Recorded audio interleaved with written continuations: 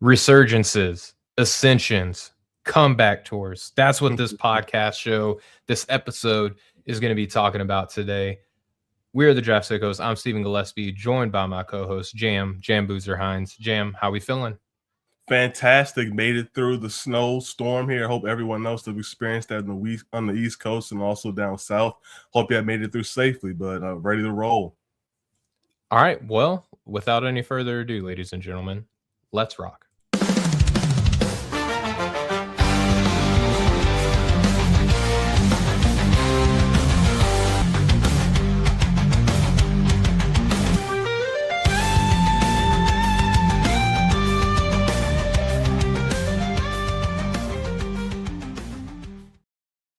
We are live here on the No Ceilings NBA YouTube channel and podcast feed. I'm Stephen Gillaspie, joined by my guy, Jam Hines. Jam, we had some people in the chat already saying start it up. We joined the show. We started the show a little late, guys. Sorry. We had to do prayers and bedtime stuff with the littles on my side of the house. It's a very big ritual that we do here at the home. If we break it, it breaks hearts. So, and do that. Bret Hart here. There we go. And Jam and I, we were catching up a little bit before we started the show. Jam, I told you that you need to watch Wonder Man. In my opinion, it is the best thing that Marvel has ever done on television. A fantastic show. And then we were also talking about the legend AJ Styles potentially being done with wrestling, like in general. Sounds like he's going to be done in WWE. It's been a crazy week, not to mention all the basketball stuff that we've had going on. Yeah, just a lot going on, especially for you mentioned the combination of basketball and wrestling fans. Just so much going on. It's a heartbreaker for some that AJ Styles is one of my favorite wrestlers of all time. Hoping and praying he goes to AEW and finishes his run there. But I mean, if this is it, shout out to him and entertaining me and countless wrestling fans and memories. And go spend time with your family, man. You enjoyed it. You deserve it. Enjoy that.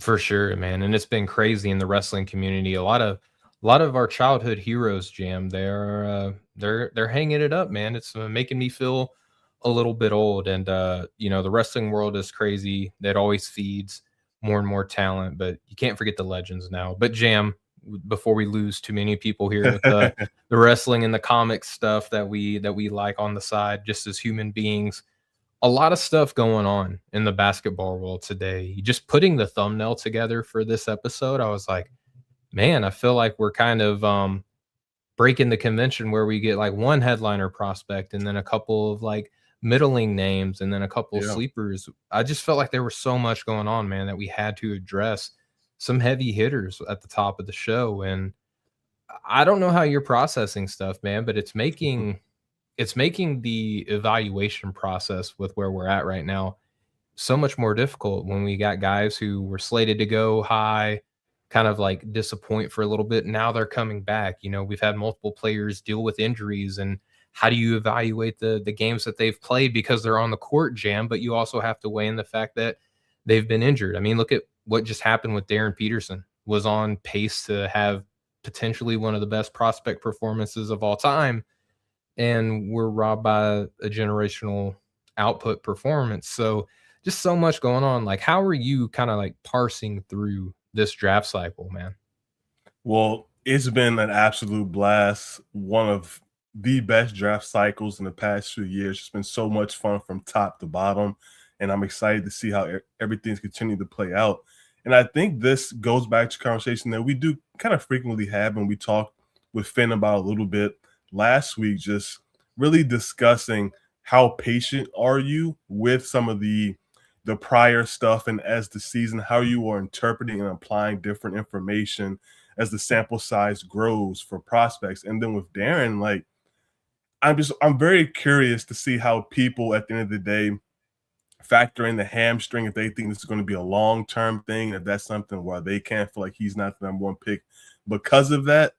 Or I also do kind of wonder, it kind of takes me back to when we always have these like international men of mystery where they only play a few games and things like that. So it's not that big of a sample size. So I'm very curious to Darren, if let's say he only suited up for, I guess, what can I say, when he first got hurt and he never came back, how would people interpret that? Like, are they going to try to downplay what he had done to that point and the priors and how they kind of apply that information with such a small sample size. So I always think that's very, very fun and challenging as an evaluator. How do you interpret small sample sizes? And then as the sample size grow, how do you interpret that and match that and compare that against priors? One thing you mentioned small sample size, Jam. I think the longer that I've done this, the more that I realize like it's all small sample size. We put a lot of Yeah. weight on like the college basketball season because I mean that's where like the heavy hitters are gonna come from. You know, they're gonna have tougher levels of competition and all of that, but it's all small sample size, whether it's FIBA, whether it's USA basketball, whether it's high school, USA or USA team, sneaker circuits, all that stuff.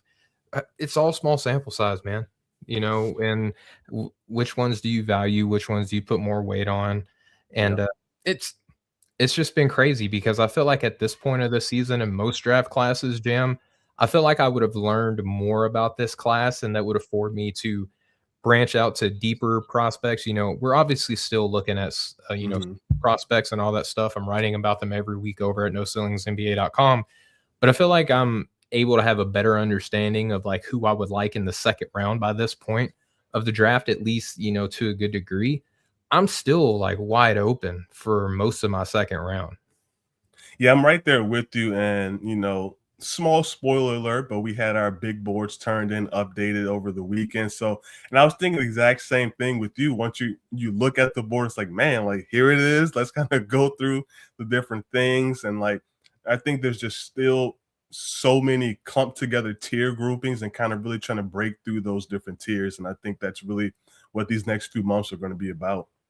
And that's what the show is essentially going to be about, Jam. You mentioned patience right off the rip. I think that the theme of this podcast episode should just be patience, patience with prospects podcast here on No Ceilings, because we're going to be talking about, Triple we'll get P. a, the triple P. We love alliteration. Just pop, pop, pop, pop, pop.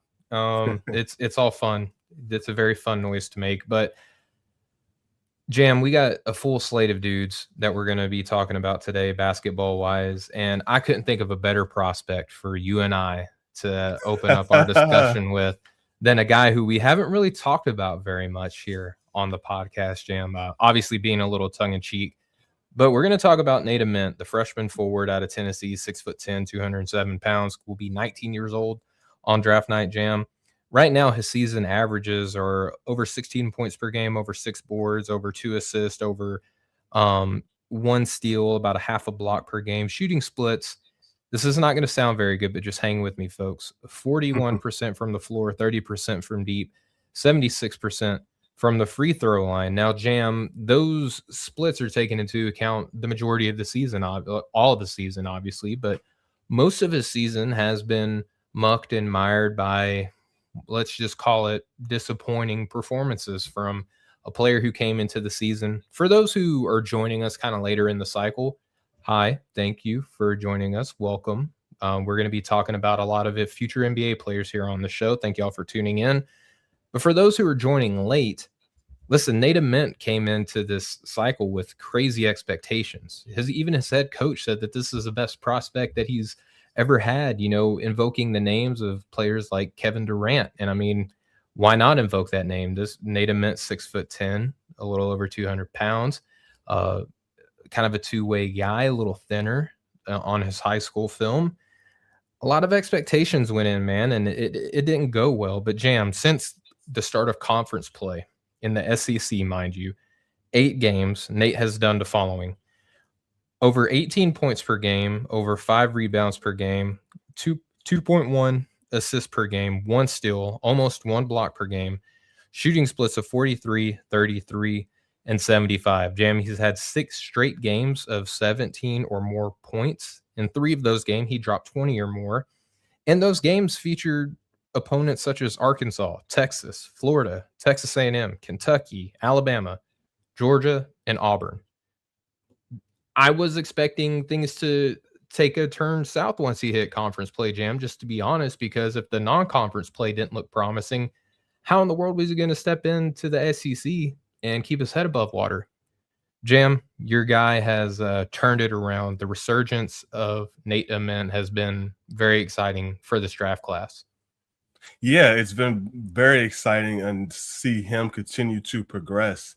And I'll back it up just a little bit, and I've mentioned it here on the pod, but Nate Ament's a guy that I've seen several times. I want to say at least make close to double digits, if not double digits, over the past few years. Him being here in my area, going and playing at Highland High School. I was hoping and expecting for him to turn it on during conference play, so I'm not as surprised. I'll be honest, I was a little nervous that he may not turn it on. Just there's always that possibility, but he's always been someone that has progressively got better, and it seems like he's figuring things more and more out. It may not be to the degree where we're going to see him averaging 25 points to close the season or on some absurd type of stretch or anything like that.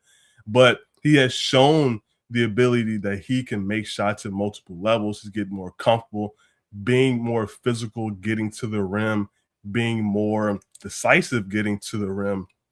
And then even through the course of like, honestly, I don't even want to call it struggles. I guess maybe considering what the expectations were for him.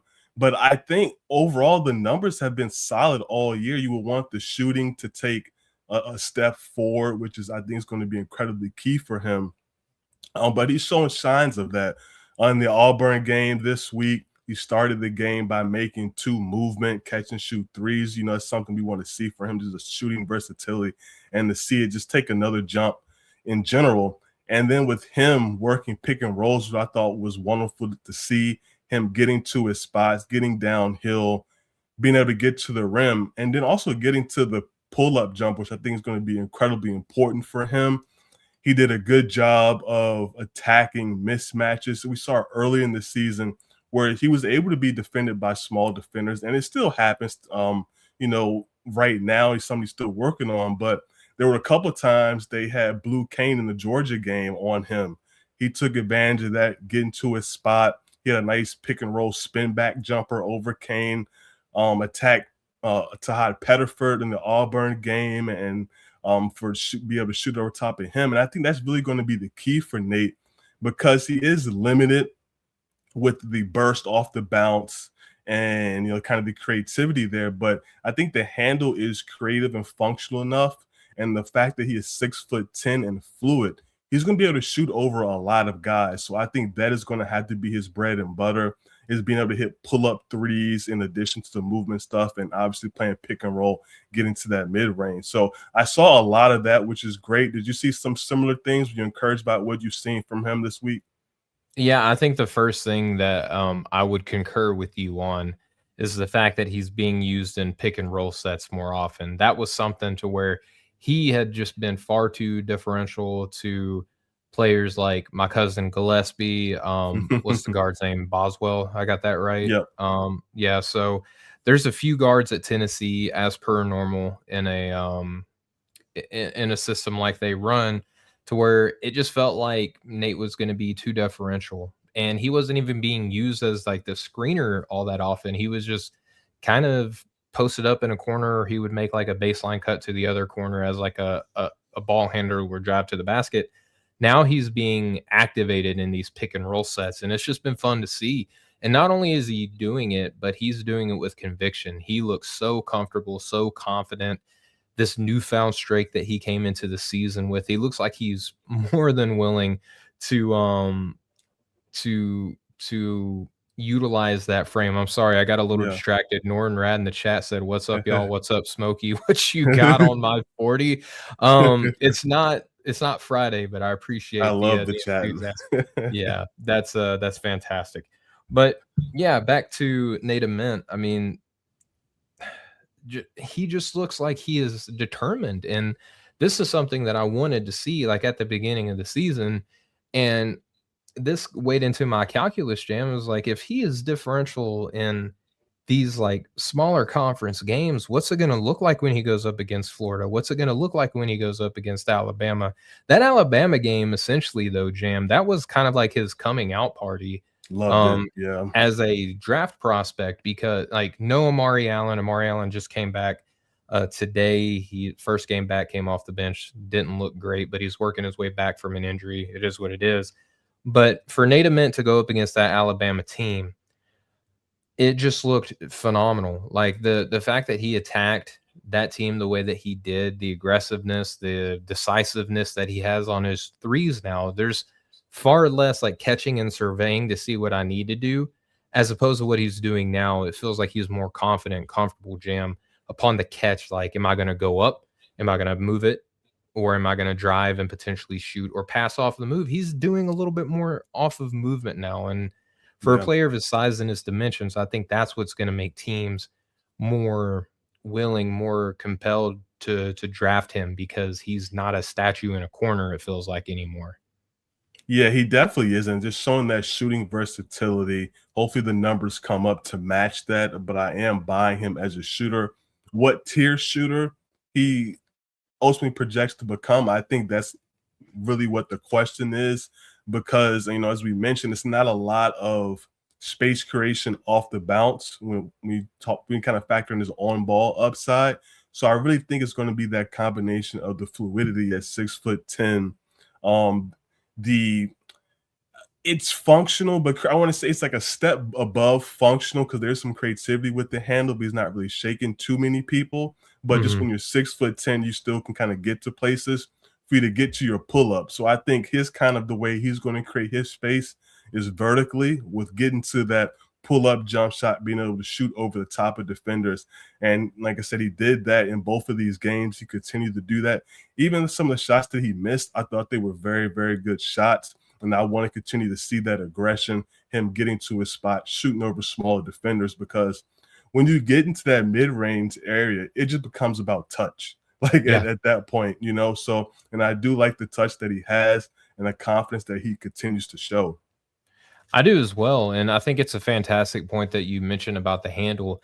I don't know if we're necessarily gonna get to see, like, the full array of what he can do with the ball in his hands at this level just because he's gonna have so much pressure on him as soon as he steps inside the three-point line in college. There's gonna be many hands making digs for the ball on him, and with his height, for a six-footer guard to go in there, it's easier for them to make digs at the ball and come away with it. So he has to do these like 1-2 dribbles to the left, pull up, raise up, keep the ball high on the release, and finish over the top of the defense. I think he's doing an incredible job off of that, though, Jam. But the thing that he's done all season, the thing that has really had people being willing to be patient, I feel, Jam, is the fact that he's an above average foul drawer. If you look at his free throw rate, it's at 60.1. That's pretty good. If you want to break that down in like a per game basis, that's at 7.2 free throw attempts per game. He's been a good rebounder all season long. Defensive rebound percentage of over 17. I believe his offensive rebound percentage is over 6.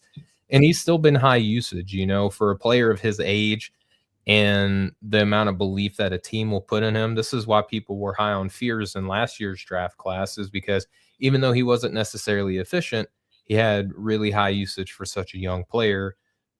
The coaching staff at Tennessee, the teammates have continued to believe in Nate Ament, and it's really starting to kind of like come out to fruition, even though he hasn't necessarily been his most efficient self yet, Jam.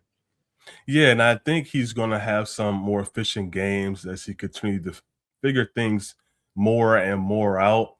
And one of the things I also saw with him is just some more fire too. I'm not saying like you have to be someone to be outwardly passionate about things and screaming and yelling. I really don't care as long as you are competitive and you're getting after. Like we saw with Darren Peterson, the game Yeah, against. you can't Uh, fake that stuff, right? Like, yeah, it's easy to tell. it's very easy to tell. Completely agree. One with Darren, like he was all business. Like that monster dunk he had, he could have just screamed and yelled. It would have been, it would have been justified, of course. But he's just like, I'm back down the court. This is what I do, so it's fine. But I do like to see fire when it's appropriate and if that's who they are. And it was good to see some of that in these past couple of games with Nate. Like it was one possession. I believe it was I think it was the Auburn game, if I'm not mistaken. But he essentially has a good possession. He goes, gives good effort defensively, multiple contests, and he runs down the floor and nearly puts down. Oh, actually, this is what it was. I do remember what it was. It was the help block, and then he runs down the floor, and then he nearly puts down a two-hand poster dunk.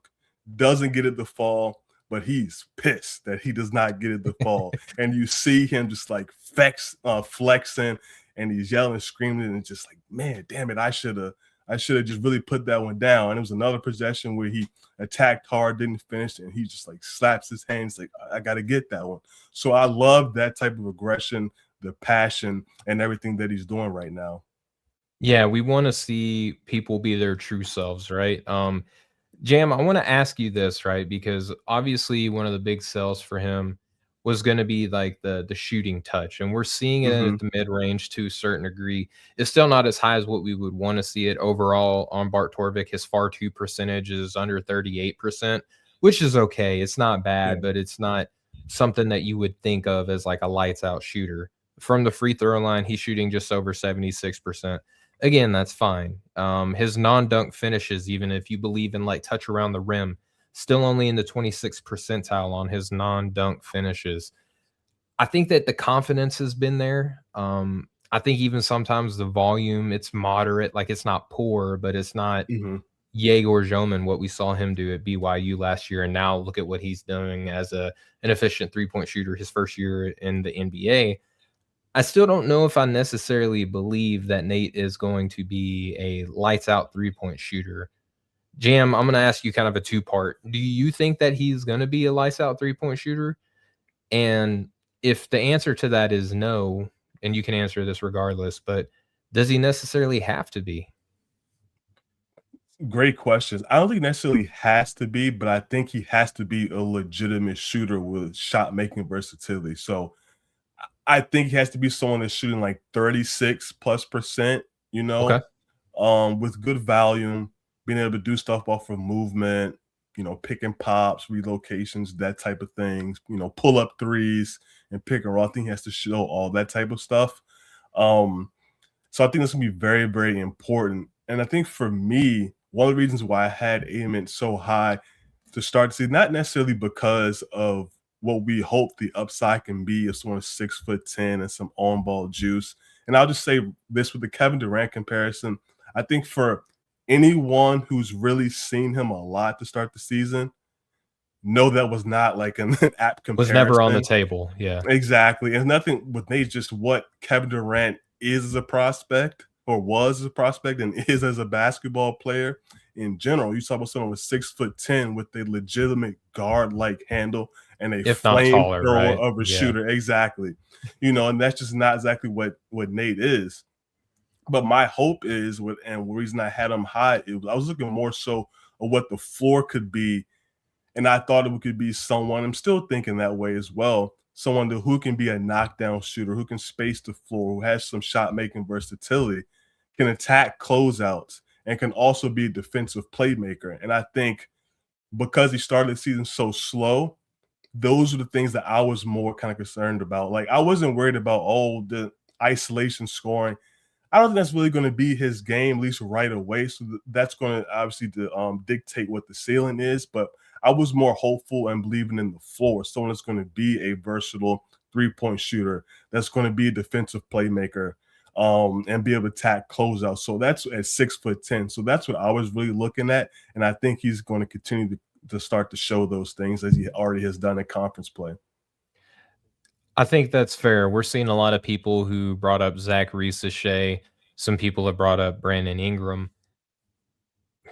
I kind of want to finish closing out the evaluation, but I have something that's stuck in my head, and I feel like if I don't mention it now, it's just going Yeah, to let's fall do it. out. Yeah, So yeah. I don't know what position he's going to be. Like, I know he's going to be fluid. I know that he can play multiple positions, right? I Mhm. think ultimately you could, if he's his best version, I think you would want to play him kind of like 2 through 4. But there's one name that's kind of like in my head right now that Uh-oh. it's not a super duper high end comp, right? This Yeah, is yeah, not yeah. another KD comparison, but what do you think of a player like Santi Aldama being the comparison for Nate Ament? Because I know that Santi is more of like a 4. He is like one of these dudes who came out of the Patriot League like lights out shooter, but he's tough also. He can rebound, he can do a little bit of handling, can do a little bit of passing. Just kind of plug him in wherever you kind of need him. I know it's not the sexiest name in the world, but a lot of teams would want a Santi Aldama. Like, what do you kind of think of that sort of comparison? That's interesting. I've never really considered that one. I can kind of see where you're going with that. My thing with that, I think there is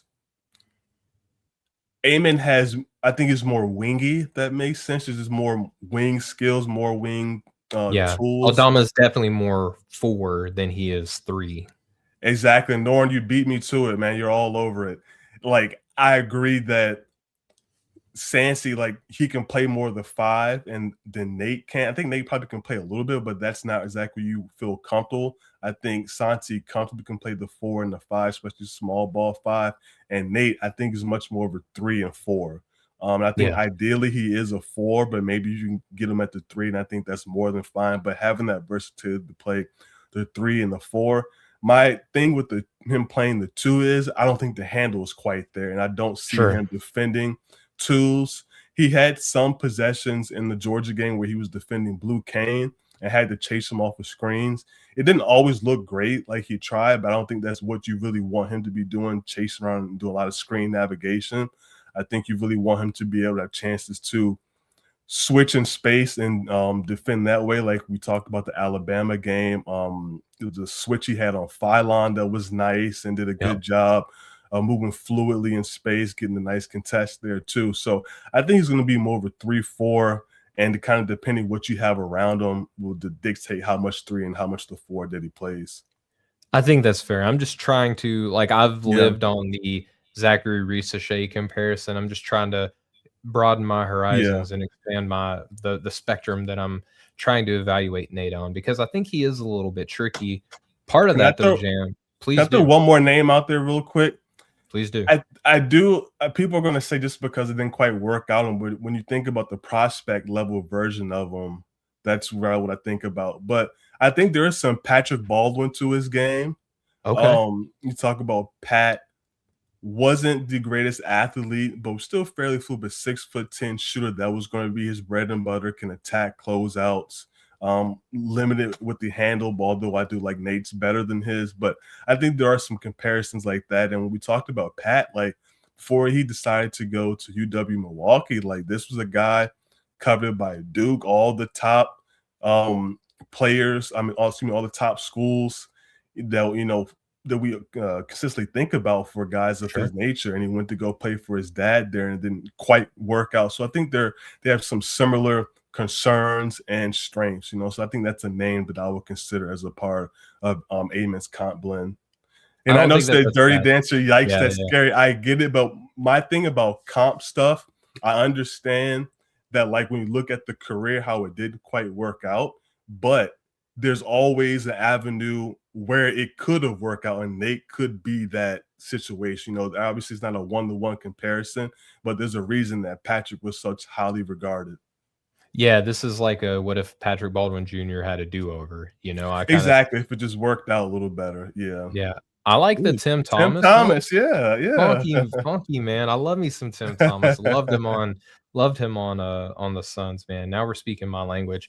But what makes the evaluation hard though, Jam, and I think that that's where the comparisons, trying to find one that is not like an all-star, is because for the most part, players who are that size that are productive are uber productive, like super Yeah. duper productive. The ones that aren't, they're more like who's a good one that we can put out? Like Tim Thomas, like is a good one, right? But you typically don't want to draft a Tim Thomas like super duper high.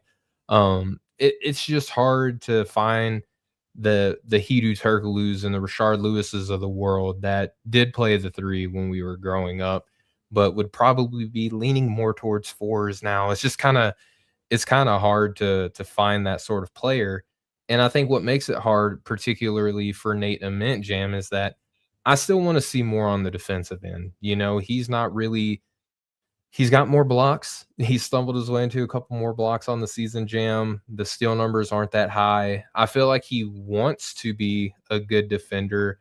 I don't know if it's fluidity, mobility, coordination, flexibility. Does he need some DDP yoga in his life? Like, I don't know what's Turn going some things on. around for people for sure. I mean, DDP has long said, like, someone in the NBA, like, get in my program, I'll turn your life around.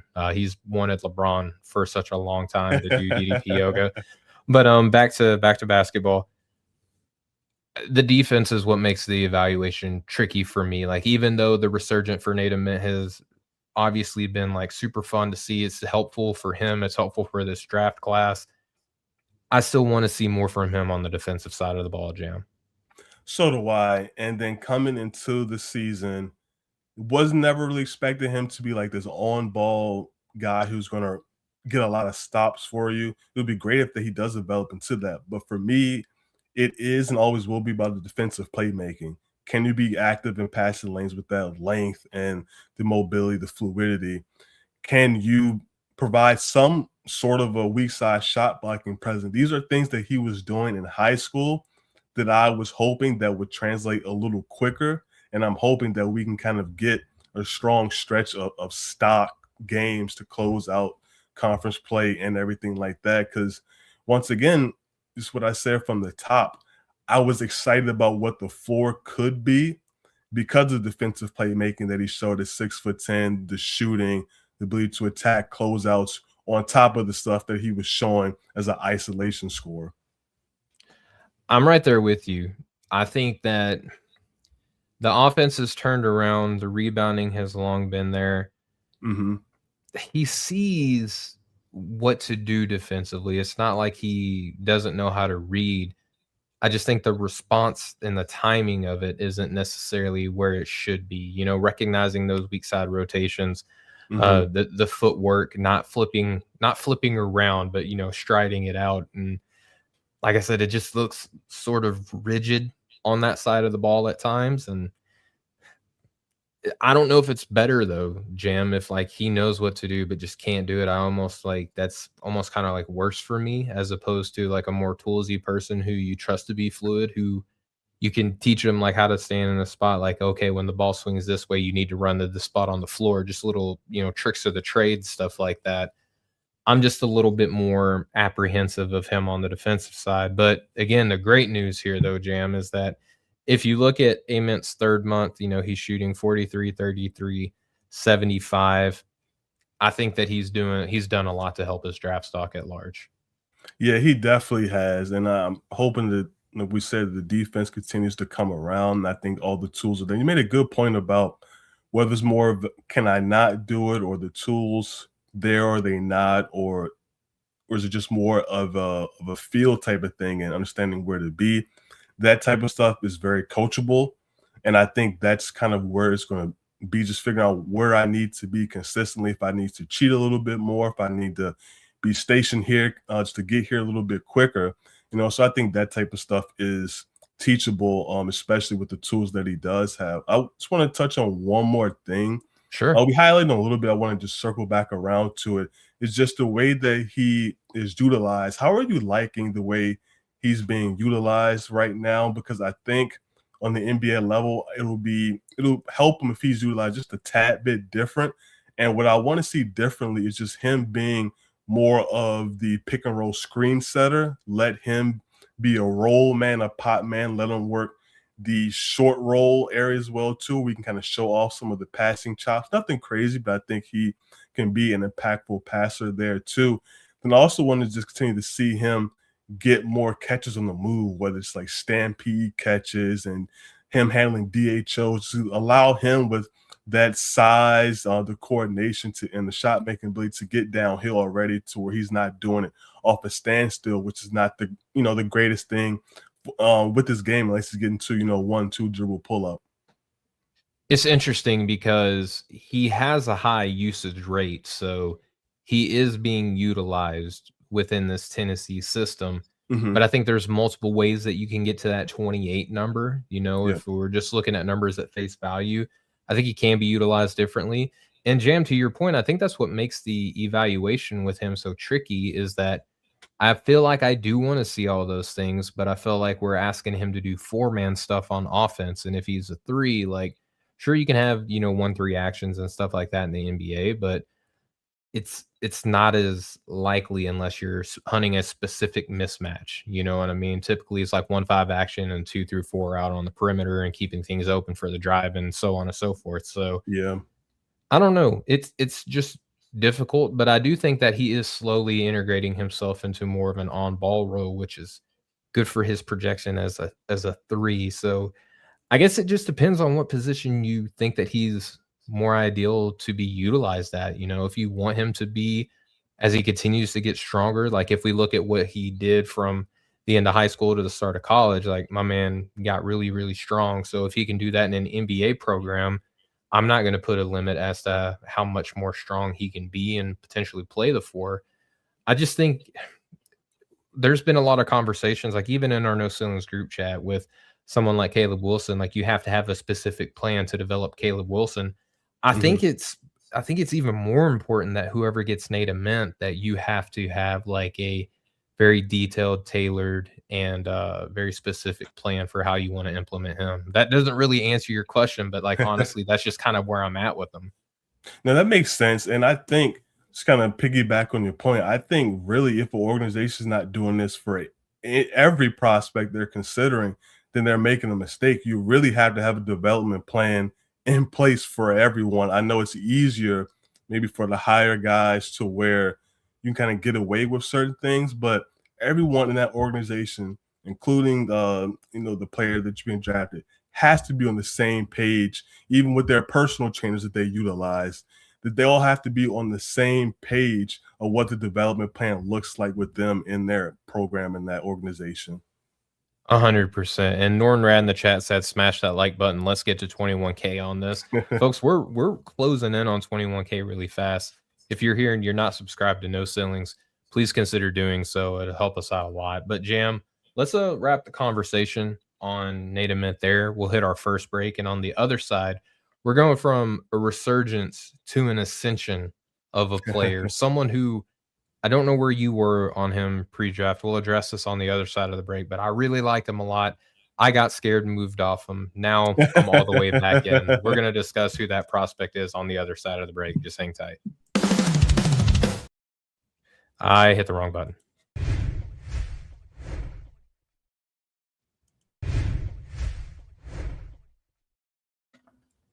We are back here on the No Ceilings NBA YouTube channel, here on the No Ceilings NBA YouTube channel and podcast feed. I'm Stephen Gillaspie, and I promise I've done this before, so I'm button instead of the transition button. It is what it is. So for those who are just tuning in, maybe you hit a timestamp. On the previous side of this break, Jam and I just got down talking about Nate Ament and the resurgence that we have seen him take on at the top, or to this point in the season. You know, coming into the season, high expectations, some disappointing performances. He has done so much to revitalize his draft stock, and we just got done talking about exactly how he did that. Jam, let's talk about Brayden Burries of the Arizona Wildcats. He's a freshman guard, listed at 6'4", 205 pounds. He will be a dinosaur on draft night. He will be so AARP membership in hand whenever he reports to the NBA as a freshman. Jam, to this point, he has averaged over 15 points per game, almost 5 rebounds, almost 3 assists, over 1.5 steals, almost a half a block, with shooting splits of 50, 37, and 80. That's pretty nice, Jam. But since December, since the start of December, his numbers have looked like over 17 points per game, almost 6 rebounds per game, 3 assists, 1.5 steals, zero point 0.2 blocks, with shooting splits of 54, 39, and 84. So after a quick little transition period where it looked like he was not going to be ready to be drafted after starting off playing some very, very tough competition, Brayden Burries is all the way back in, man, and so am I. I was pretty high with him coming into the start of the season. I fell in love with the pre-draft stuff. I love power. I love strength, and a combination of strength and feel.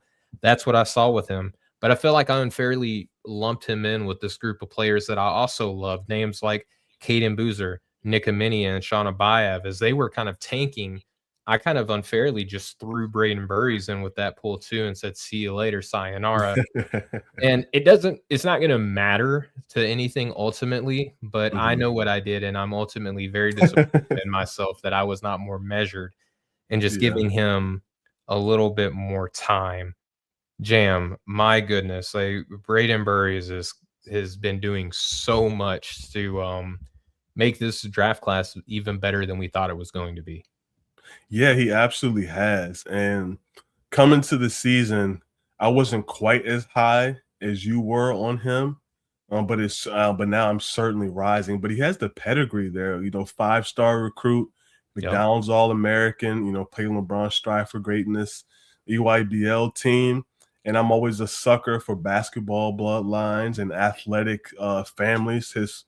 His father, Bobby, played basketball at San Bernardino Valley Junior College and Cal State San Bernardino, where he was actually inducted to the Hall of Fame. You know, his Mm, mom played 2 seasons of collegiate softball at Tennessee and 1 year at Cal State San Bernardino as well. So he has that athletic bloodline with him, and I absolutely love that. And for me, he started out, I believe, starting the season like somewhere in that like 25 to 30 range in that late first round, but he's rising for me. And honestly, like he's looking like the best Arizona prospect and the best player on this Arizona team. You know, right now and start the season, as I mentioned, I had Koa Pete maybe a tier or two ahead of him, and that's just not the case anymore right now. You know, credit to the way Brayden Burries has really taken command of everything for Arizona, playing on the ball, being a scorer, and doing some really, really good things. And you know, this week, you know, being able to play against ASU and then also BYU against Ibanta, thought he did some really, really good things that really highlighted him and showcased his strengths. Being able to score in the pick and roll and be able to get out and transition as a scorer, you know. One played a couple plays actually that stood out, but playing the pick and roll, you know, it was a pull up three that he hit against BYU. He got a floater in there as well too, and the pick and roll threes, he's shooting 41.4% on 29 attempts. That's something that I'm loving right now. That's going to be a very, very valuable trait for him. Maybe he doesn't really shoot at that clip at 41%, but he's showing that he does have proficiency shooting off the bounce from deep. So I really do like that as well. And you know, with him getting out in transition, showing that strength, was a one play we got in transition, bumped Richie Saunders for a score, end up yep. the score for the goaltend as well too. And there's not really real fear of him when he gets to the rim of contact. Like he'll seek out the contact. It's a strong frame. You know, he's aggressive. And I just want to continue to see him show that he's going to be a reliable scorer off the bounce. Similar to Ament, I don't see a whole bunch of bursts off the bounce or a super ton of creativity, and maybe you see it differently. But I think he's going to have to continue to rely on the pull-up shooting in the mid-range and from three, and using that strength too. He does a good job of snaking. He'll get you the bump pull-up, and he showed that this week. And I think that's what he's going to have to rely upon. Dude, there's so much to his game that I love, you know. First off, the length, like, if you had to guess, Jam, what do you think the wingspan with him is? Because it looks very apparent on film. He's well listed as 6'4". I was thinking maybe like 6'7". I think it's definitely a plus wingspan. Is there official measurement or I couldn't reported find one? one.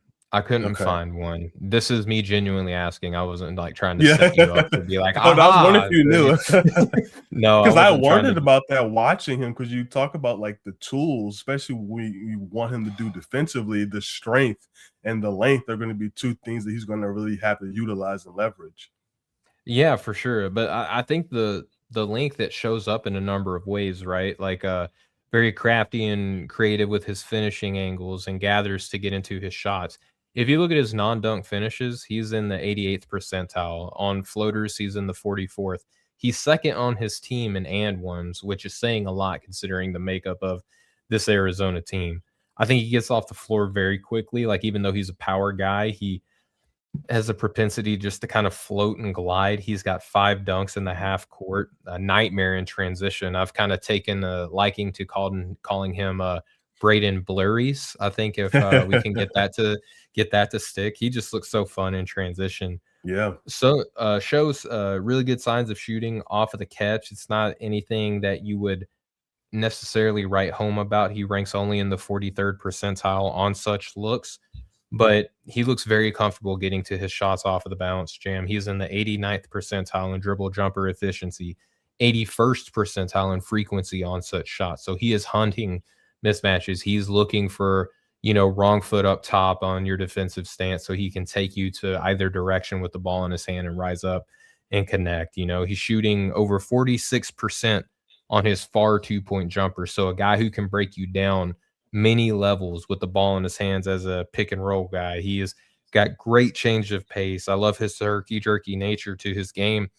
And he also has some good passing feel. He's 7 assists to 0 turnovers in that West Virginia game, Jam. I know West Virginia is not a world beater, but for the fact of a freshman who a lot of people consider to be like score first, pass second, Yeah. if you can go in and get 7 assists against anybody to 0 turnovers, that's saying a lot, man.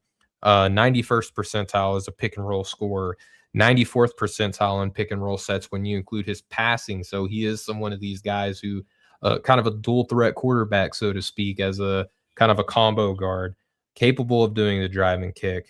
He's got 58 assists, only 30 turnovers. His assist percentage is okay at just 16.4, but the turnover percentage is really good, Jam, on 12.8, which puts his assist to turnover ratio at 2.0. And if you look at where that grades out amongst all the freshmen, I think he's looking really, really good, right? So offensively, I think he's pretty much a complete package. I don't put this out there lofty, but he's got some Jamal Murray to his game. That's an interesting comp. My thing with Murray, and I know Keaton Wallace did that comp too, and I can't quite get there with that one either. Um, Jamal Murray's just so shifty, and I just don't think neither one of those guys has that shiftiness and that super creativity that Jamal Murray has, and that's kind of where I can't go there with either one of those guys with him. But I still do like. I even seen Devin Booker. I can't go that far either right now, I don't but see the Devin. Yeah. yeah. Yeah. But I do like, as you mentioned, the pull-up shooting. That's going to be a staple of his game on multiple levels, and the playmaking. When we are evaluating potential like primary ball handlers or just like score first guys who are going to have the ball in his hands on their hands, because you're going to have to make decisions for others people and well for yourself and the team, and just whether it's going to be for you to score or for other people. So that playmaking is the one I think that really helps solidify both the ceiling and the floor as well too. And with Burris, I just want to continue to see more of that playmaking. How much can we put the ball in your hands and expect you to make good decisions out of pick and rolls for others? Not just like the driving kicks, but how well are you reading multiple levels of the defense to help defenders? How are you playing in the pocket? Can you play in the pocket? In the Arizona game, he had this beautiful wraparound Which back. game? The Arizona State game. Arizona State. Okay, gotcha. Arizona State game, he had this beautiful wraparound bounce pass where he comes off, gives a ball fake, and wraps it around. So I want to see that type of stuff more consistently. He has the opportunity to see what type of advanced playmaker he is. And I think that will ultimately really drive his stock as well.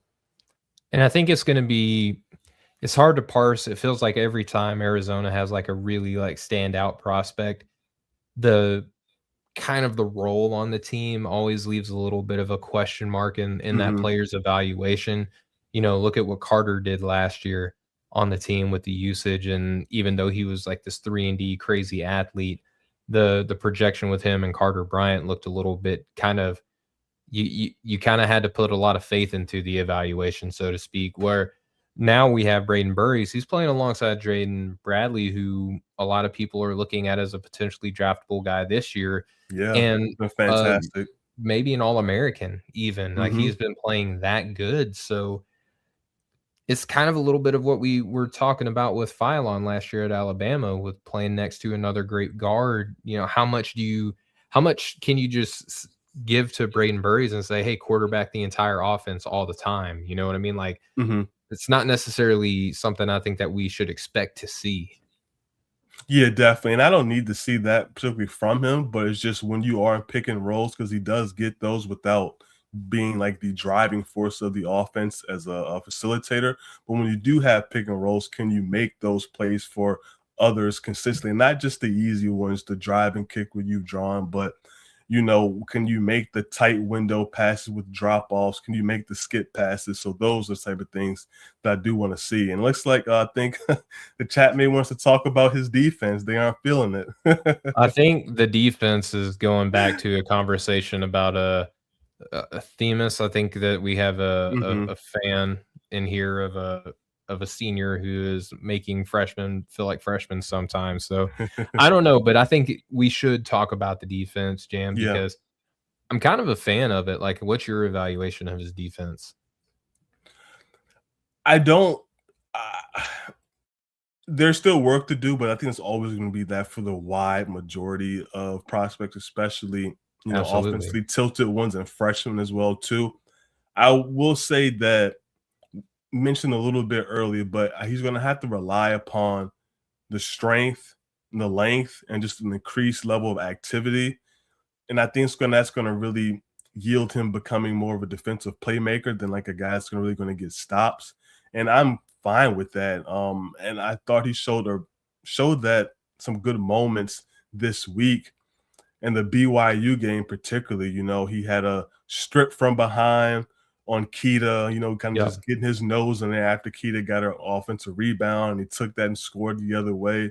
He had actually two blocks on Robert Wright, one early in the game and then one to seal the game, which is what you exactly Yes. want to see. So, and shout out Jaden Bradley does a good job on ball on Robert Wright on that play on the drive. He does a good job of tying them up, but Rob strong, despite being small, still is able to get the ball up, but he slows him down and allows Brayden to crash and get the block. Not only does Brayden get the block, he chases it down, secures it, and goes down and hits the free throw at the other end. So you want to see that. And not only on that, too, he actually helped out the helper, which was Krivas, who was still there at the rim.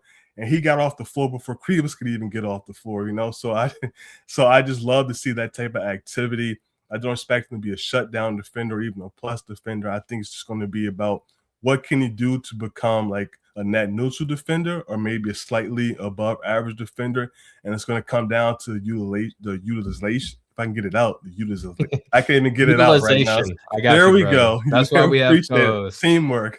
Leave it up to the guy from Arkansas to say words for you, I brother. love it. That one, and as a kid, I used to have a hard time saying aluminum, but Aluminium.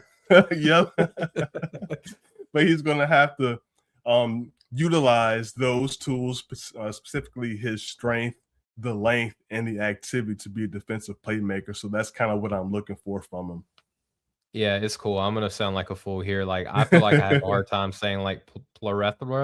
I Oh, can't. plethora. Yeah, I get Thank it. you. See, you could say that one. I could say utilization though, so we're okay. Yeah, I can't. I'll never. You will never hear me say that word on the podcast, just because I know that I can't say that word. Yeah. So there we go. It's just, it is what it is, man. Strengths and Yeah. weaknesses, just like these prospects, right? Yep. Um, Man, I love his defense. I'm just gonna put it to you like that. Like, I don't think that he's an all-world defender or anything like that, but I think that he's a very good defender. And I think a lot of times it comes down to tools and give a crap, because we Yep. can look Yep. at production or perceived lack of production in college, but getting up to the NBA. But all the time, man, it comes down to, do you have the tools? We talked about the wingspan earlier. We talked about the strength. I think that he's a pretty good. I think he gets off the floor pretty well too. Like, he's almost kind of like a bumblebee, right? Like, he's not fat, but Mm-hmm.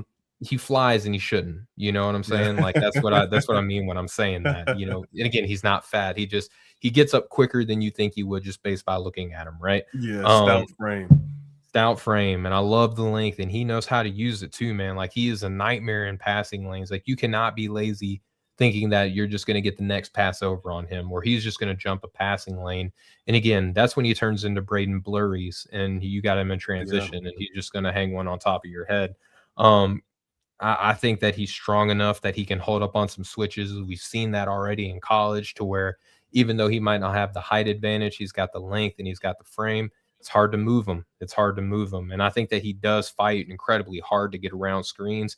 He takes screens personally. And for a guard, especially a freshman, I love to see the sort of activity that he gives whenever he's fighting around screens. So I love the I love the defense from him. That's why I do put in sort of that Jamal Murray comparison with him, because Jamal is going to get all the flowers in the world for his offense. But I think that he's largely been, for the majority of his career, like an underrated defender because of the tools and the strength that he has. That's why I'm comfortable with that sort of projection, because I do like the defense from Brayden Burries. Yeah, and shout out Good Hair 420 talking about the talking about just the strong lower body and just the overall Yeah, thick frame thighs for save Brayden lives, right? Burries. Yeah, Yeah. exactly. And then the comparison to Khan and how Khan uses the strength to be a much better defender. So I really like that. Good shout. Yeah, and playing off 2 feet, I think Burries does a little bit of that as well, just like Yep. that's Khan's superpower, is playing off of 2 feet. Alright, so speaking of superpowers, Jam, we're gonna go to one of these guys who you have really, really liked, you have been incredibly patient with. No, we're not talking Mhm. about Nate Ament, we did that already. We're going to another one of Jam guys who has been back on what I'm calling a return tour, and for one of our projects that we had for No Ceilings over at NoCeilingsNBA.com, we did our roundtable. One of the questions, Jams, you might remember is, which prospect are you going to be the most patient with? I selected Mikel Brown because he had just come off a 20-point game in his return against Virginia Tech. His next game was against Duke. The following game against SMU, I was like, okay, what did we just see with Jaden Quaintance coming back again? Back in an ACL, two different injuries. I get it, but they're both scary. You never want to have to deal with either one of those playing Yeah. basketball. With Mikel Brown missing 8 games, him coming back, and sure, he could have a strong first game. We saw it, but what is like the incremental, that steady dosage of physicality? What is that going to do to the lingering injury, Jam? Since he returned against Virginia Tech, he dropped 20 points, 6 assists, 3 rebounds, 1 steal. He shot 50% from three, one of his best 3-point shooting performances that we've seen from him on the season. But in the 3 games back from injury, Jam, he's averaging almost 5 assists, almost 3 rebounds, just under 1 steal, shooting 40% from the floor, 33% from deep, and only 67% from the line, Jam. How are you kind of parsing through this return from Mikel Brown? As you led off just with that, and we the top of the show, theme of the show, staying patient, of course. I'm liking what I'm seeing. Old. The Duke game, obviously, that got out of hand the second half for Louisville, and just wasn't a great game for the team in general, and for him shooting 1 of 13 from the field, 7 points. And I thought in that game there was a few moments that I thought he just really didn't have the shot selection that I wanted, and they kind of just forced it. And I thought that was different in the SMU game. I thought a lot of the shots that he has were just really in the rhythm. I thought they were all good shots, even the ones that he missed. I thought were all very good. And just even the Duke game, kind of back it up and go back there.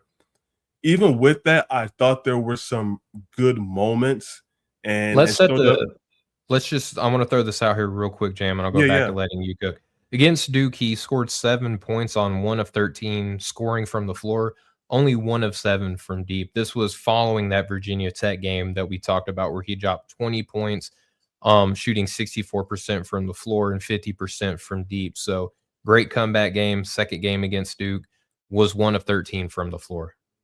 Yeah, and some of it, as I mentioned, had to do with some shot selection that wasn't great. There was a step back corner three early in that game in the first half that Caden Boozer blocked. They really didn't create a lot of space, so it was kind of rushed. There was a good amount of time still left on the shot clock, and later in the second half, there was a possession where Malik Brown comes out the hedge and recovers, and if Caleb Foster stays attached, then he just kind of dances with Caleb, and then it goes into a sidestep three at the top of the key with a good amount of time. I think it was at least 10 seconds still left on the shot clock, but no one else touched the ball in that possession but him. Yep. But even in that game, they were still good. As I mentioned, I thought he was physical getting downhill still. There was a possession where he attacked Patrick Bamba and fell. I was like, man, is that gonna irritate the back or anything like that? And one of those where hits the ground and you have like the camera people there and you got to worry about feet and elbows and knees and all that type of stuff, but he bounced back up and didn't really seem to show any ill effects of that, but I liked the way that he continued to get downhill. Really, in both games, you saw that shot making for the most part. When you combine both games, the improved physicality that we've seen that's been associated with this growth spurt and the athleticism gains, and then the playmaking as well too. And the SMU game was more what we want to see from a shot making perspective. A nice pick and roll decel finish, pull up three. The playmaking was a pick and roll skip pass to McNeely in the corner for a three. It was another pick and roll split to a kick out to McNeely for a catch and shoot three. So I thought the playmaking there, along with he made a number of extra passes as well too, just good reads on those two. So I thought all in all in the week, it was a positive week. And I really just I think it was Norman Rad in chat that was like, Dirty Dancer, couldn't forget the Duke game didn't happen. I would like to do that too, but I want to give him credit for bouncing back from the Duke game. And I think that's what's very important. He bounced back from I would say the worst game of his collegiate career and bounced back with a 20-point game, a very efficient game as well too. Yeah, a lot of good stuff in there, Jam. I want to kind of go back to the Duke game. I want to dwell on the bad a little bit. I think the shot, I don't think it's necessarily the injury. Maybe it is, but I don't know if you've noticed, but his mechanics, he's kind of gotten to what I call like the greater than sign, like in a math equation, to where he kind of like turns into a human triangle for a second. And I know he's got good touch, but I mean, if you look at the shooting percentage, he's only shooting 20% on his far twos. But I understand that's on a high degree of difficulty. Like some of the shots that he's taken are pretty ridiculous. He is shooting 81% from the free throw line. So if you buy that as a touch indicator, that's there. And then if there's one lesson learned to take away from last year, it's the Yegor Joman shooting volume, right? Listen, Mikel Brown is shooting over 14 3-point attempts per 100 possessions. So the same question that Maxwell kind of schooled me on last year, the kind of thought process that he schooled me on last year was, well, he's shooting at that much, so he thinks he can make them. His teammates think that he can make them. His coach thinks that he can make them. So he can probably make them, and going back to the small sample size theater that sometimes we can get obsessive about, Jam, his pre-draft priors were that he's going to be one of the best shooters coming in to this class. And we haven't seen it, but the volume is there. The free throw indicators are there. We have to contextualize the level of difficulty. Sometimes the shots that he takes make me want to pull my hair out because I feel like he wants to over dribble the basketball and almost settle for high degree of difficulty shots. But then he'll balance it out with some of the passing feel and displays of incredible athleticism as a playmaker that you laid out so eloquently earlier, Jam. And to your point, he's getting to the free throw line. Even in the Duke game, even on the game where he shot 1 of 13 from the floor, he did score points from the free throw line. And if you look at his free throw rate on the year, free throw rate of 53.2, which is pretty good. He is in the 79th percentile in his non-dunk finishing. And he is second on his team in and ones, even though he's only played 13 games. So if you look at what the sort of punch that he provides his team once he's out there on the floor, you love to see it. And you just mentioned the SMU game, kind of a weird game for him because he came off the bench in that game, Jam. Even though he played 29 points, he came off the bench. He looked good attacking the basket again and drawing contact, but he airballed one of these attack, pivot, fade, high degree difficulty shots, airballed it. I had a But story. I'll say Go ahead. I like that shot though. Like I thought, and I think that's kind of don't want to jump to about too many different prospects, but like AJ does some of this the same stuff. I know there's a difference in physical advantage, but I know exactly shot jotted that one down too. I thought that was a good shot. He just missed it. I thought he got to his spot, created enough space. He just missed it. But I touch on that, Jam, because I'm with you. Like by and large, like a superstar is afforded the opportunity to take shots like that. But contextualizing sort of like this oddball mismatch of touch indicators that he has, he airballed that, and then he was short on another time where he's driving and goes up on a runner. And if you look on synergy, it's very small volume, but I think it's worth mentioning is that on his runners, that category runners on synergy, he hasn't made a single one. Granted, it's only 0 of 8. Again, small sample size theater here. But again, just kind of aggregating all these touch indicators, it's hard to say confidently that he can shoot it other than the Yegor Joman lesson learned that we took away last year, where he is shooting 14 threes per 100 possessions. So you kind of have to think that there's a reason why that the guy is shooting as much as he is. Yeah, absolutely. And I'm not really worried about the shooting as all. I still believe in a lot of the touch indicators, the priors, as you mentioned, the confidence, the shot making versatility that he's shown. And maybe he doesn't end up being like a upper 30s 3-point shooter, but mid 30s, 36 with the different array of tough shot making ability he has, pull up threes, step back threes, sidestep threes. I think there's some movement stuff, some off ball stuff with them as well too. So yeah, I'm not really that concerned about the 3-point shooting. Maybe just not, as I mentioned, it's going to be on the elite end of the shooter that we thought or at least I thought he could be. Maybe someone that's going to be like a upper 30s, like 39, maybe low 40s. And then every time with Mikel, I'm always going to mention Tyrese Maxey. I really just think like it's going to be a very similar case with the shooting. It was clear cut that despite Tyrese Maxey shooting under 30%, it was at 29% on 3.6 attempts per game from three at Kentucky. Like it was obvious that he was going to be a much better shooter than what he had shown in Kentucky. The shot making versatility was there, the priors was there, the multiple level shot making, the tough shot making was there. And Tyrese Maxey, outside of his rookie year, where he was 15 minutes a game, he shot 30% that first year, but it's been 42, 43, 37, dropped down to 33% last year on a career high 9.2 attempts, but the volume is there. Then he's right back up to 38% this year, looking like a superstar player, MVP caliber player, shooting 38% from three on 8.8 3-point attempts per game. So maybe it doesn't reach the maxi heights of 38, 37, but I think that somewhere right in that range, 36, 37 actually does make more sense. Maybe you won't reach that 43, 42 on that type of volume, but I do think there's legitimate shooting there. And I would be highly, highly surprised if this is someone that shoots like under 30% of 3-point shooter in the NBA or like very low 30s, like 30, 31 to the point to where he's not a legitimate threat from three. And I think that's really what it all comes down to. Is he going to shoot enough to where teams have to respect it all for different situations? And if that's not the case, then I think that's where the issue lies. But I'm not in that camp. So I want to ask you this, Jam, because I think stylistically, there's some things that he does that, if I could just be perfectly honest, that bother me. There's a lot of dribbling the air out of the ball.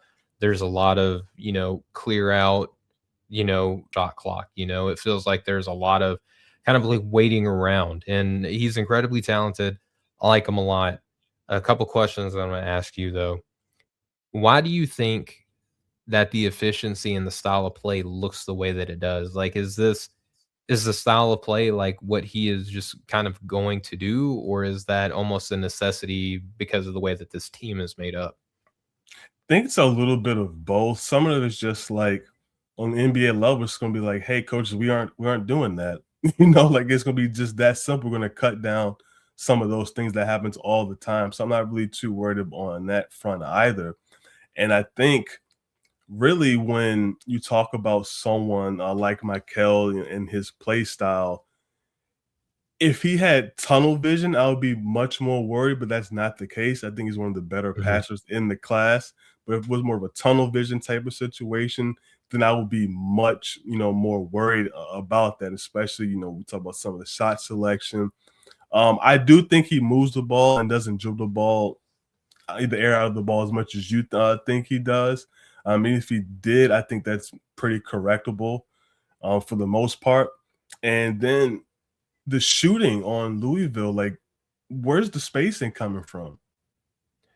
Well, I mean, it's crazy because I feel like that's the only thing that you would project that the rest of the team is good at. I think one of the things that Michael would benefit from is like a traditional rim runner. When they don't really have that on Louisville. I think they do have like Frew, I think plays like he I wants to be like an for NBA. I yeah. like Fruit too, but there's some knucklehead stuff that he has in his game as well to where it's a lot of, "Okay, it's my time to shine" moments. I feel like it's gotten better as the season has got along, Mhm. but I think long term, he's got some stuff to his game. And then Ollie Khalifa is kind of, point five college basketball, like, point center. I don't think that Michael has a rim running big man, and that's long been, like, one of my complaints with Louisville is that they just don't have, like, a guy who can set up screens and help set up easy plays. Yeah, because McNeely's like the main shooter, and I'm thinking just more from like the 4 or 5 perspective, we can help get the big men out of the lane and give them more space to operate. And yeah, I think you made a really good point about the rim runner because that's another way where you draw gravity, Yep. away from a player like Michael. It's not just about the shooting and the spacing; it's about having someone that can be able to take away defenders and be able to absorb that type of attention, as a rim roller and freeing things up for him too. So I think the context would be different on the NBA level. I think we always have to think about that with every prospect. The context won't be ideal, don't get me wrong, but just what it could look like on the NBA level when spacing is going to be different automatically for the most part. And then there should be more tools to enhance his game and also make things easier for him as well.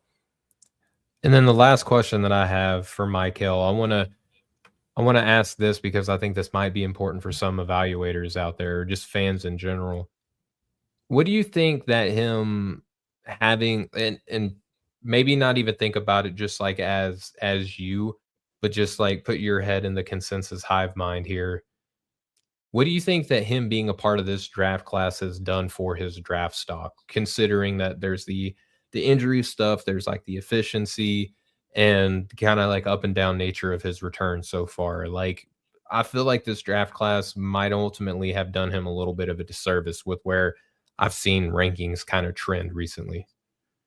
I think he's still in good position. I think as we touched about with the shooting, if the shooting numbers were a bit different, I think it looks, the conversation is pretty different. It doesn't have to be drastically different with the shooting numbers. If he's shooting 33% as opposed to 28, he doesn't shoot 38, 39. I think that changes a lot of the discourse with them as well. For me, just a complete package.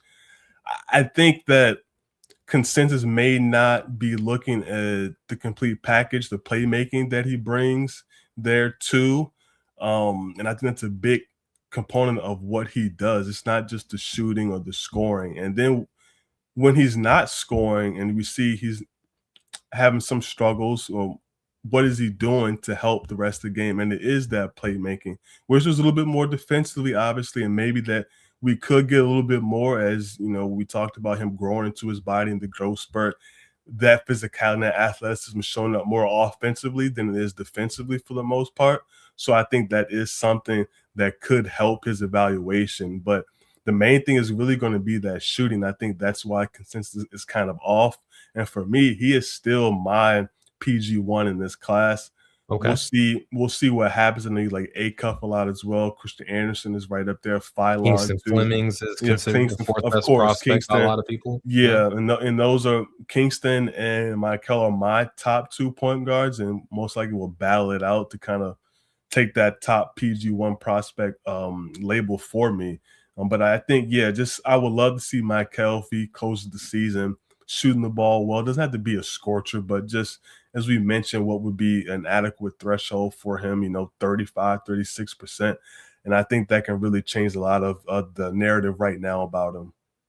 Okay, I think that that's all fair. So, Jam, we'll close the books there on our conversation on Mikel Brown Jr. today. We'll hit this break, and on the other side, Jam, we're gonna get to the section that everybody is here for the most. We're gonna get into the sicko section. We got a player from Duquesne. We got a player from North Carolina A&T. So I hope you're. I almost made a joke. I'm not gonna make. Just hang on the other side of this break. We'll be back to talk about these sicko prospects. Just hang tight.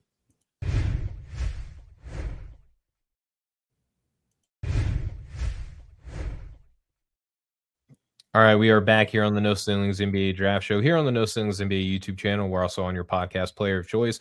Jam, we've been cooking, dude. We've been talking about a lot of big time prospects. We opened the show talking about the resurgence of Nate Ament. We've talked about Brayden Burries and his ascension into potentially being a lottery top 10 draft pick. And then we just got done talking about Mikel Brown Jr. and the reasons that we might need to be patient with him coming back off of a back injury after an 8-game absence. But Jam, we are here to do what everybody is excited for. We are for the sicko.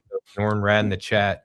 I see you. You're already here for the sicko section. Jam, let's open with the player that I wanted to discuss. Jimmie Williams, the junior kind of guard wing kind of hybrid player here out of Duquesne. I learned how to pronounce that today. Duquesne, Yeah. spelled Duquesne or something Yeah. like that. Spell it, but Duquesne. I'm pretty sure it's French. I don't know. I'm Italian, so whatever. He's listed at 6'5", 210 pounds. I couldn't find a listed age, which he's a junior, so I don't necessarily care about the age if I'm being honest.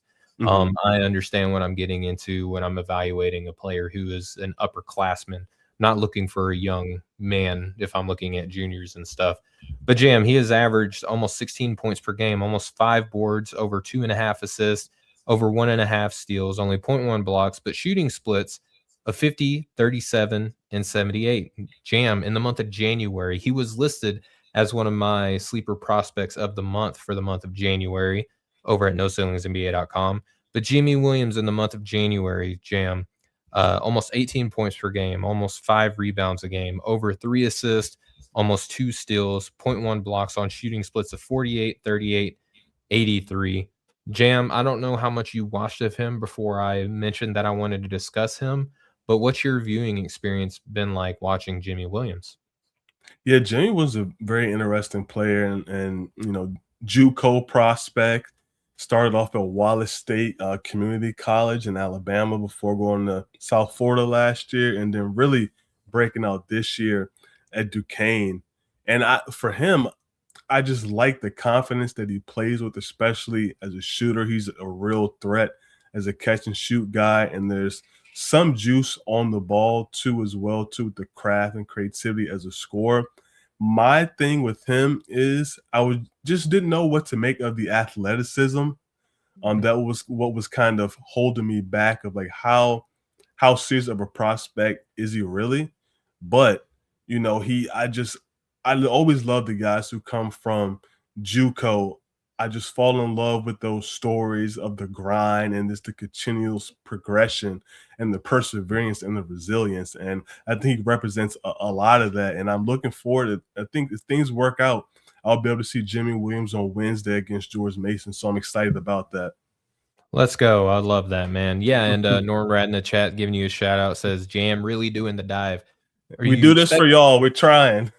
Yeah, are you expecting anything less? Like, I don't even go through the trouble of trying to find the bio because I know Jam is all over it. He's going to do the research on that regard. But Jam, just some stuff that I want to touch on here. He ranks in the 84th percentile, that being Jimmie Williams of Duquesne. Jimmie is in the 84th percentile on spot ups. He's in the 84th percentile in transition. 66th percentile as a pick and roll ball handler, which I find incredibly valuable because he is probably going to be like one of these off guard guys. And he's in the 89th percentile on handoffs. The thing that I love about Jimmie, though, Jam, is that He plays with a unique pace. He moves like a professional scorer. He will get low to the ground on these catch in the corner, attack the baseline. He is so low to the ground. He's almost in like the Spider-Man stance whenever he goes into these drives. And I love that because how do you defend a player who explodes and gets low like that? You know what I mean? He's flexible and able to get to some crafty finishing angles. He's not afraid to go with either hand. He can get skinny as a defender is approaching him to kind of like maneuver around him, not even necessarily on Euros, but these like rip through, step through actions that he can get into. He is super adept to getting skinny around the defender and get up to his shots. Now, he's a pretty solid 3-point shooter. You can't leave him open. He's shooting Yeah. 53% on his open catch and shoot looks, but he's also shooting over 53% on his far two. So that shooting touch is true in my opinion, man. He can get to his shot off the bounce, which he pairs nicely with this like gorgeous picturesque pump fake that he can throw up and just get Yes, is money. dude, his pump fake should be in seminars. You know, he gets it up, gets the defender up, and then again gets these powerful, just like pounding the ball into the ground, power dribble, super low to the ground, just to get to his spots. Plays strong on his drive, has good shoulder games, long arms, which he uses for like these extensive finishes, and he can finish really high off of the glass too. I think that he moves very well with the ball or without the ball as an off-ball player as well. He's a pretty solid decision maker, assist to turnover ratio of 1.7, finds his teammates off of drives. He's not going to be one of these like primary initiators, but I do feel Yeah. like you can trust him to second side action, attack a collapsing or, an aggressively closing out defense. You can trust him to attack that second side of the defense as well. I like that he makes plays on the defensive end too. 31 stocks to 43 fouls committed, 3.4 steal percentage. And if you look at him on the film, man, he just looks so good in that regard because he'll break up passing lanes, make digs on the ball, quick recognition, smart hands, fast striking hands as well. To your point on the athleticism, I see it, and Albert Gim of No Ceilings has the rule of like the t-shirt guys. He wears like the long sleeve Yeah, t-shirt like Miles Bird, but he doesn't look super skinny. I don't know what's going on I agree. with the attire that he's wearing on there, but um I like him a lot. I wouldn't be surprised to see him be, targeted in the transfer portal for a bigger D1 school than what he's playing at right now. That's exactly what I was about to ask you. Do you think I'm sure he's gonna get interest to move up, but do you think that's gonna be the right decision for him, or is he kind of in a good space, at Duquesne, we can kind of do his thing, and the A10 continues to be a really solid league that has produced pros, so he's not in a bad situation, especially when you're already comfortable and you're in a situation where your coaches, your teammates believe in you. You're going to be able to rock out. You're going to be able to develop and play through mistakes. I don't want him to do what we're seeing with Ben Humerhouse at Illinois, where now he's coming off of the bench and he's still Yeah, playing a very good role, but yeah, for a very good team. But you kind of know what you're getting with Ben playing at Illinois. So I don't want to see Jimmy do something like that. I think it's got to be the right fit. yeah. I could see it being like a UCF or a school like that, a school that players kind of come in and out, and they're not afraid to get upperclassmen and play upperclassmen within their program as well. So I could see him kind of filling in that like Riley Kugel sort of role of what we're seeing for UCF now, something along those lines. Ultimately, what ends up happening though, Jam, is like whatever the big school is that they play against and he shows out, like that's going to be the Yep. school that they're going to be like, hey, come and Yep. play for us. So I think Exactly. that could happen with our next guy that you wanted to bring to the table, though, Jam. You want to introduce your sleeper prospect? Yeah, absolutely. It's Lewis Walker, redshirt freshman out of North Carolina A&T. Started actually at UMass. Just spent one season there, played one game there at UMass. Entered UMass actually as a 3-star recruit from North Carolina, so he gets to go back home here as he kind of just finds his footing there with North Carolina A&T. Number 11 player in the state of North Carolina, so he does come with a legitimate profile, and he's been phenomenal for North Carolina A&T. he was more kind of classified as a power forward, but I think he's kind of also kind of the wing, kind of a 3-4 type of guy. But Exactly. I think he's a combo forward. I see Norn Rad in the chat's like an undersized big. Based on what I've seen, and I'm not going to sit here and pretend like I've watched every second of Lewis Walker, but yeah, yeah. he's got some like 3-4 to his game from what I've watched.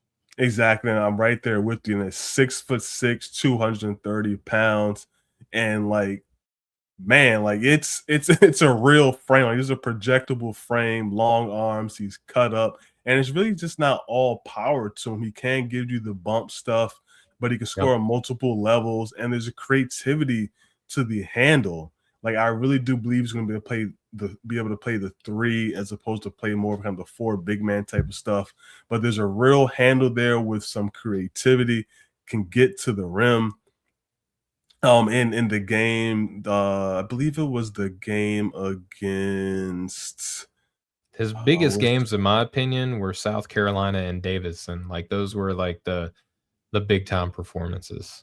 yeah, he played very well in those. And the game against the most recent game against Drexel, like he continues Mm. to show those creative flashes, the crafty handle. One play he gives a hezzy behind the back to beat the defender, and then gives a layup over the help as well too. Rip through elbow, pull up jumper, so he can get to the pull up as well too, with the strength, the creativity, and that strong frame. As we mentioned, Jimmie Williams, the athleticism is a little bit of a concern, especially run or jump. There's not much explosiveness, to his game as far as vertical pop, just one dunk all season, so that's not that encouraging. But when we talk about his frame, the creativity he has, and as a handler, the confidence as a shot maker as well, on multiple levels, I am very excited about that. And he also is getting to the line, 7.3 attempts per game while shooting 37% from three on 3.2 3-point attempts per game. So scoring on multiple levels, getting to the rim. And I'm very interested, as you mentioned, to see if it's going to be someone from one of those bigger schools that they played. Are they going to come calling, or what he wants to do? He's back home. He's found his footing there at North Carolina A&T. Do spend another year, then try to leave? But I do think he's going to be a very interesting guy to monitor, especially him still being young. And I think the A10, I think, could be a perfect type of league for him as well too. I'm a big fan of the A10. It's one of the Hold it leagues I down. get to see here in my area a lot too, and a lot of good play there that's produced NBA talent. Absolutely, and I don't think that's going to stop anytime soon. So for Lewis Walker on the season, 19 points per game, over 5 rebounds, 2 assists, half a steal, only zero point 0.1 blocks, shooting splits of 50, 38, 88. Against South Carolina, Jam, he dropped 16 points on 5 of 9 shooting, 4 boards, 2 assists, and a steal. That was his first like official game Mm-hmm. up against South Carolina, and hung a 16 piece on him. And then a few games later, went up against Davis and dropped 22 points on 7 of 10 shooting, 5 rebounds, 1 assist, and 1 steal. Over the month of January, Jam, he's averaged 20 points per game, 5 boards, 2 assists, almost half of a steal per game, and just 0.1 blocks, with shooting splits of 50, 47, and 90. Jam, going back and looking at the South Carolina game, and call me crazy, but this is just my philosophy for a guy who stands out and plays at such a small school like North Carolina A&T. I want to see how you perform against some of the big fish, man. And like, Yeah. he showed off good mid-range touch. He drew free throws due to initiating contact. Solid dribble into the paint and pull up from mid-range. Had this slick behind the back dribble move to get into the paint and finish with polish. Went with either hand. Created space with his frame. Elevated and got off the floor for, I think that might have been his only dunk, was Yeah. against South Carolina. So I'm glad I got to watch it. Um, push the ball in transition. Can find teammates on the move, but more of a stationary passer. Leaves a good amount to be desired on the defensive end, Jam. But Yeah. again, that 3-point shot at his size, he's shooting 50% on his far twos. Very high free throw rate of almost 64, a 64 true shooting percentage. Still in block percentage, very low. Assist to turnover ratio, less than 1. So obviously, playing at North Carolina A&T, he's got some areas to his game that he needs to polish up. But young man, redshirt freshman, with the slew of teams that'll probably come knocking on his door to have him come and play for their program next season, Jam. This is the epitome of a sicko sleepers prospect right here. That's what we do. You know, him and Jimmie Williams. I think we had a good couple of guys here for the sleeper prospects too that should be monitored if they haven't been monitored by everyone now, and fully expect to have draw a ton of interest in the transfer portal too. No doubt. All right, so Jam, that's going to wrap for the show today. First off, thanks everybody for watching and listening and Yeah. everything like that. While we got you, hit that subscribe button if you do not subscribe already. Please consider doing that. We're almost to 21K, and appreciate everybody who's been a part of the No Ceilings universe. If you're catching up now at this point of the cycle, there's been a lot going on. Just keep following what we're doing at No Ceilings NBA. Go to noceilingsnba.com. You'll get and if you're a Plus member, you're going to get an article straight to your inbox pretty much every day, if not every day, sometimes multiple times a day. Yeah. You're going to get so much information so you can be equipped to know who your team, or if you're going to know who your team should be targeting. If you're a fan of a player, you're going to have an idea of how NBA teams are going to be looking at them and projecting them. If you're just a fan of the draft, just get to know some of these players. Follow what we're doing over at noceilingsnba.com. Jam, we got a very fun show that we got lined up coming up for this next week. We've reached out to our good friend, friend of the program, Bryce Simon of Game Theory Podcast. We're going to be recording on Friday to make Sunday opened up a little bit more. As you know, Bryce does a pretty prominent podcast himself, and Sundays are usually the days that they record. So looking forward to having Bryce come on the show. But Jam, give you the opportunity to plug the work that you have done, things that you got going on in the future, brother. Yeah, absolutely. Super excited to have Bryce come on. Incredibly knowledgeable, covering obviously NBA draft stuff, but also NBA stuff. So incredibly knowledgeable. It's going to be a really fun show. So make sure you tune in for that one as well. So recently wrote about Cameron Carr, Baylor's high-flying athletic shooter. I'm very, very excited about what his prospects are and coming into the deep dive as of this point right now. I'm just even more encouraged about what he can be and what he is right now. I think he's a lottery type of guy. I get into his game, check it out, and get dangerously high on him. We'll see what happens at the end of the year, but check that out.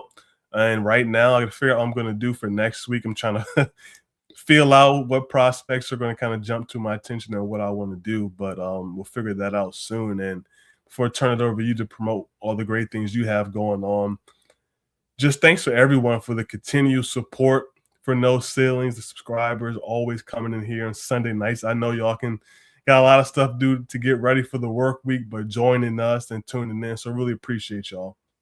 Absolutely. Well said, Jam. For myself, this past Saturday, I dropped my sleeper prospects of the month for the month of January.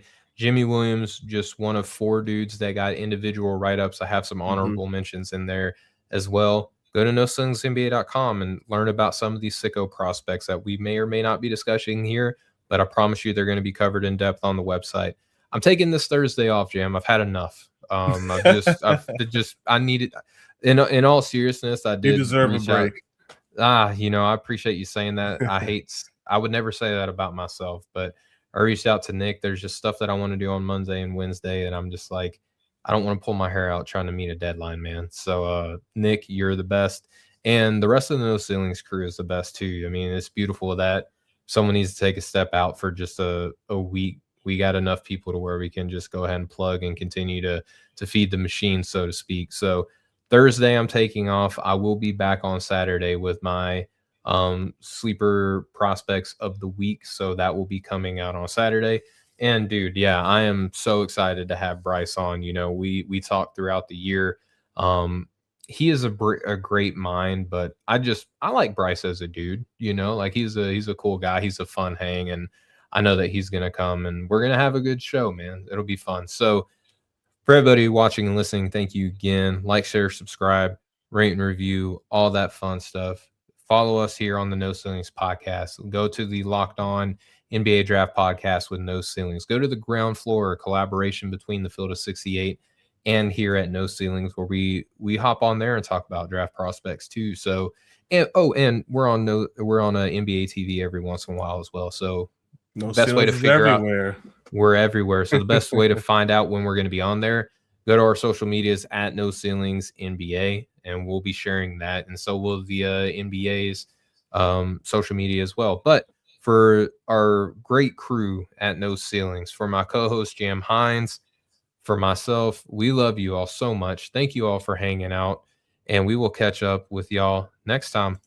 Much love, y'all.